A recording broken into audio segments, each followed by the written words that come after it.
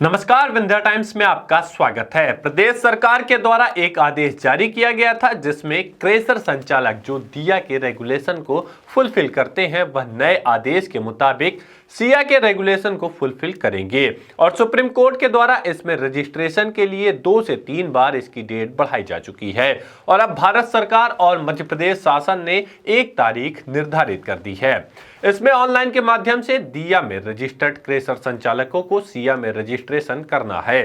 Crusher प्रदूषण को ध्यान में रखते हुए एक NGT national green tribunal Madhya Pradesh न्यायालय में एक याचिका अधिवक्ता बीके माला के द्वारा दायर की गई थी, जिसमें रीवा में पर्यावरण प्रदूषण जो कि बेला, बैजनाथ, सकरवट, बनकुइया इसी प्रकार से सतना क्षेत्र के व्यापक पैमाने पर प्रदूषण हो रहा था और अवैध उत्खनन जोरों शोरों से चल रहा था, जिस पर न्यायालय ने सभी क्रेशर संचालकों को दिया से सिया में रेगुलेशन को फुलफिल करने के लिए समय दिया था, जिसमें प्रदेश की सरकार और अपीलकर्ताओं को एनजीटी न्यायालय भोपाल के पारित आदेश को यथावत रखते हुए कुछ दिनों का समय दिया गया था, जिसकी तारीख 3 दिसंबर को समाप्त हो गई है। और अब जिन क्रेशर संचालकों ने दिया से सिया में रजिस्ट्रेशन नहीं किया है उनके विरुद्ध कार्यवाही की जाएगी।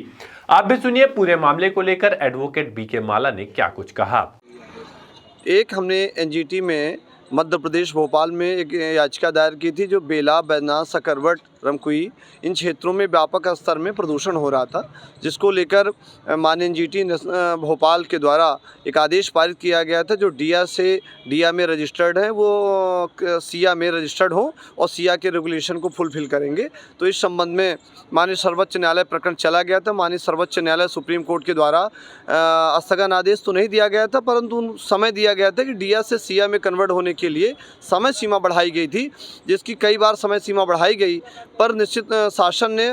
मध्य प्रदेश शासन और भारत सरकार ने एक पत्र जारी करके एक लिमिट डेट बना कर दी थी जो कल दिनांक से ऑनलाइन नहीं कराए थे उसकी डेट कल दिनांक से समाप्त हो गई है। जिन कृषक संचालकों के द्वारा निर्धारित समय में ऑनलाइन नहीं कराया गया था, अब वो निश्चित तौर से वो मापदंडों के जो मध्य प्रदेश शासन और भारत सरकार प्रदूषण नियंत्रण विभाग, भारत सरकार प्रदूषण नियंत्रण मध्य प्रदेश सरकार के द्वारा खनिज विभाग के द्वारा जो पत्र जारी किया गया था उस पत्र के आदेश के तारतम्य का स्पष्ट तौर से आदेश जारी हुआ मध्य प्रदेश खनिज विभाग के द्वारा। उस विभाग में लिखा हुआ है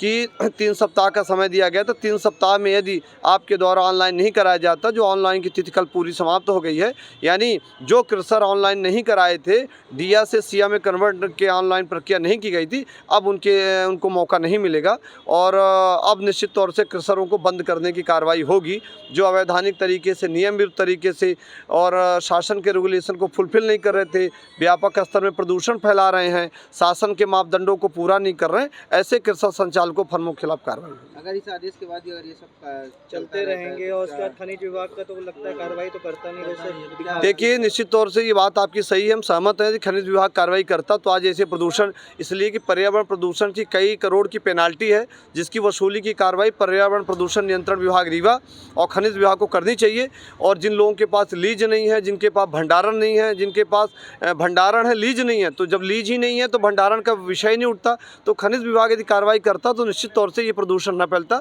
आज पूरे मध्य प्रदेश में सिंगरौली के बाद रीवा ऐसा क्षेत्र है जहाँ प्रदूषण में अव्वल स्थान अर्जित कर रहा है। तो इस संदर्भ में इसी विषय को लेकर हमने माननीय न्यायालय की शरण ली थी, जिस माननीय न्यायालय ने आदेश पारित किया गया था कि दिया से सिया में कन्वर्ट हो, सिया का जो मापदंड है, रेगुलेशन है, उसको फुलफिल करना होगा। अब क्रेशर मालिक इस नियम को यदि फुलफिल नहीं कर रहे हैं तो कार्रवाई होगी। कार्रवाई कब से लगभग शुरू हो सकती है? अब देखिए कि कल की डेट समाप्त हुई है, जो ऑनलाइन की प्रक्रिया थी कल ही समाप्त हुई है, तो आज ये कहना चाहिए कि आज से क्रेशर जो अवैधानिक थे जो ऑनलाइन नहीं किए थे, जिनको कई बार मौका दिया गया माननीय सर्वोच्च न्यायालय द्वारा, अब वो ऑनलाइन भी नहीं करा पाए हैं, तो ऐसे व्यक्तियों को खनिज अधिकारी चिन्हित करेंगे और उन पर कार्रवाई करना चाहिए। रीवा में ऐसे कितने खनिज, कुल कितने खनिज हैं? देखिए 32 क्रेशरों को हमने एक बार पार्टी बनाई थी, एक बार 14-15 लोगों पार्टी बनाई, तो रीवा